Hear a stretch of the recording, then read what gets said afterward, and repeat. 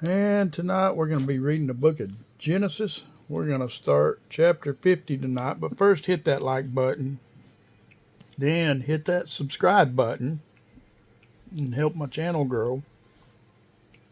And third, hit the share button and share this anywhere you can share it to help spread the word of the Lord.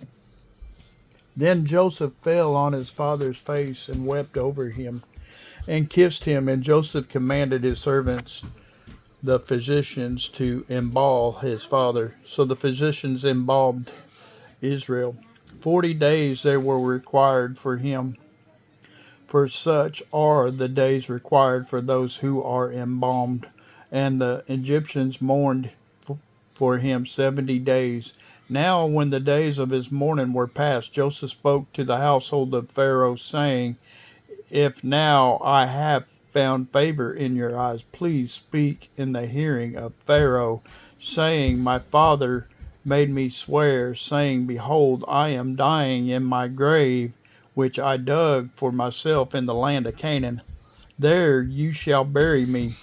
Now therefore, please let me go up and bury my father, and I will come back. And Pharaoh said, Go up and bury your father as he made you swear.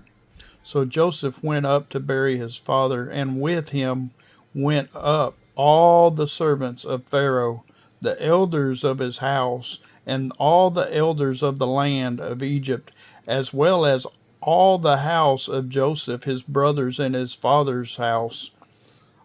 Only their little ones, their flocks, and their herds they left in the land of Goshen.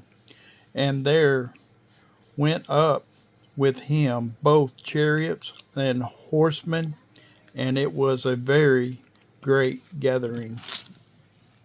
Then they came to the threshing floor of Atad, which is beyond the Jordan, and they mourned there with a great and very solemn lamentations. He observed 7 days of mourning for his father. And when the inhabitants of the land, the Canaanites, saw the mourning at the threshing floor of Atad, they said, This is a deep mourning of the Egyptians. Therefore its name was called Abel Merzam, which is beyond the Jordan.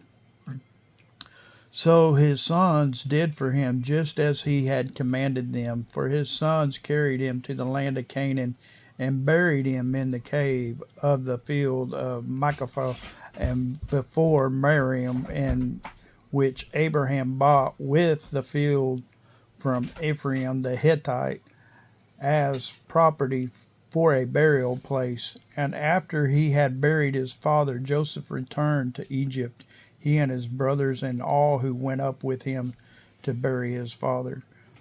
When Joseph's brothers saw that their father was dead, they said, Perhaps Joseph will hate us and may actually repay us for the evil which we did to him. So they sent messengers to Joseph, saying, Before your father died, he commanded, saying, This you shall say to Joseph, I beg you, please forgive the trespass of your brothers and their sin, for they did evil to you.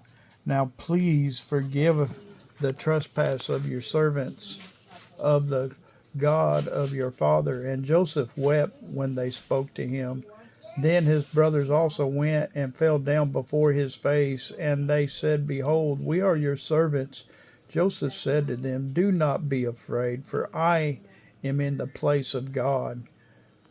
But as for you, you meant evil against me, but God meant it for good, in order to bring it about as it is this day, to save many people alive.